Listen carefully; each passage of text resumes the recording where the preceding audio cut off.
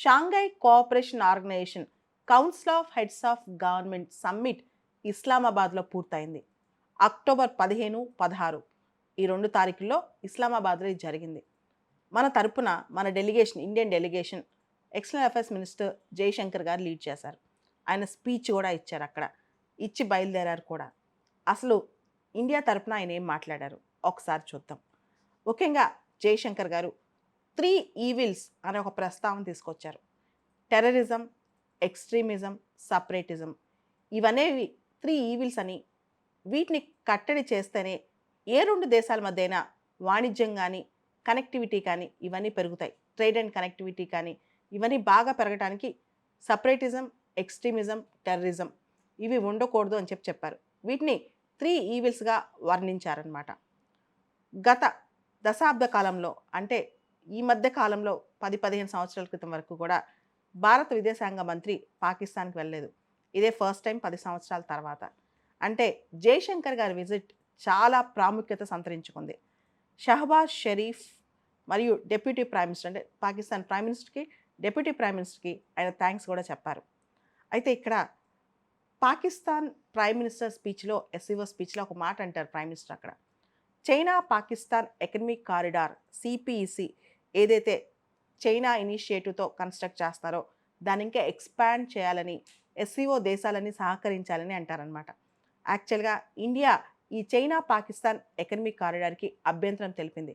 దానికి ప్రధానమైన కారణం చైనా పాకిస్తాన్ ఎకనమిక్ కారిడార్ అనేది పిఓకే, పాక్ ఆక్యుపైడ్ కాశ్మీర్, మన గిల్గిత్ బల్తిస్తాన్ ప్రాంతం ఇండియాలో, అంటే మన భారత సార్వభౌమ అధికారం ఉన్న ప్రాంతంలోంచి వెళ్తుంది. అది పాకిస్తాన్ ఆక్యుపైడ్ కాశ్మీర్ అనమాట. దాంతో ఇండియా సిపిఈసిని అబ్జెక్ట్ చేస్తోంది. ఇండైరెక్ట్గా పాకిస్తాన్ని మెన్షన్ చేయకుండా ఒక మాట మాత్రం చెప్పారు జయశంకర్ గారు. ఏ దేశాలైతే ఇరుపక్షాల మ్యూచువల్ రెస్పెక్ట్ అండ్ సోవరెన్ ఈక్వాలిటీని పాటిస్తాయో, అదేవిధంగా టెరిటోరియల్ ఇంటిగ్రిటీని సపోర్ట్ చేస్తాయో, అప్పుడే చుట్టుపక్కల దేశాల మధ్య, ముఖ్యంగా నైబరింగ్ కంట్రీస్ మధ్య ఆ ఫెయిర్నెస్ ఉంటుంది, ట్రస్ట్ వర్తినెస్ ఉంటుంది, ఆ క్రెడిబిలిటీ ఉంటుందని చెప్పి ఆయన చెప్పేశారనమాట. అంతేకాదు చుట్టుపక్కల ఉన్న దేశాలు ఎందుకు మిత్ర దేశాలుగా ఉండలేకపోతున్నాయో, ఎందుకు ఆ నమ్మకం కుదుర్చుకోలేకపోతున్నాయో మనం ఇంట్రాస్పెక్ట్ చేసుకోవాలని కూడా ఆయన చెప్పడం జరిగింది. ఇదే స్పీచ్లో ఆయన అనేక అంశాలు ప్రస్తావించారు. ప్రపంచం ఇప్పుడు చాలా టర్బులెంట్గా ఉంది. ఈ టైంలో కొత్త కొత్త ఛాలెంజెస్ మనం చాలా ఫేస్ చేస్తున్నాం. ముఖ్యంగా మనం టెర్రరిజం, ఎక్స్ట్రీమిజం, సపరేటిజం లాంటివి ఫేస్ చేస్తున్నాం. వాటిని మనం కట్టడి చేయాలి. దాంతోపాటు ప్రపంచం ఇప్పుడు కొత్త వాస్తవాలను చూస్తుంది.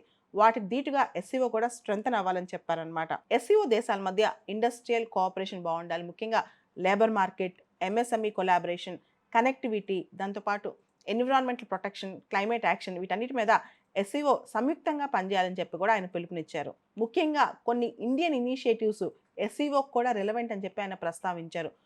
దానిలో international solar alliance, CDRI, coalition for disaster resilient infrastructure, తర్వాత mission life, global biofuel alliance, ఇలాంటివన్నీ కూడా ప్రపంచానికి ఎస్సీఓకి చాలా రిలవెంట్ అని చెప్పి కూడా జయశంకర్ గారు చెప్పడం జరిగింది. దాంతోపాటు యుఎన్ఎస్లో రిఫార్మ్స్ తీసుకురావడానికి ఎస్సీఓ ప్రయత్నం చేయాలని, మల్టీలేటరలిజం కోసం ఎస్సీఓ పాటుపడాలని కూడా ఆయన చెప్పారు. ముఖ్యంగా ఆయన ఇక్కడ పాకిస్తాన్ పేరు ప్రస్తావించకుండా క్రాస్ బార్డర్ టెర్రరిజం గురించి ప్రస్తావించారు. 2 పొరుగునున్న దేశాలు ఎందుకు నమ్మకం లేకుండా ఉంటున్నాయి, దానికి ఇంట్రాస్పెక్ట్ చేసుకోవాలి, రీజన్స్ మనం తెలుసుకోవాలని చెప్పి ఆయన చెప్పడం జరిగింది. ట్రస్ట్, కాన్ఫిడెన్స్ బిల్డింగ్ అనేది ఇరు దేశాల మధ్య చాలా ఇంపార్టెంట్ అని చెప్పి కూడా ఆయన చెప్పడం జరిగింది. మొత్తానికి జయశంకర్ గారి పాకిస్తాన్ విజిట్ మాత్రం భారత్ పాకిస్తాన్ సంబంధాల్లో ఒక కొత్త అడుగనే చెప్పాలి.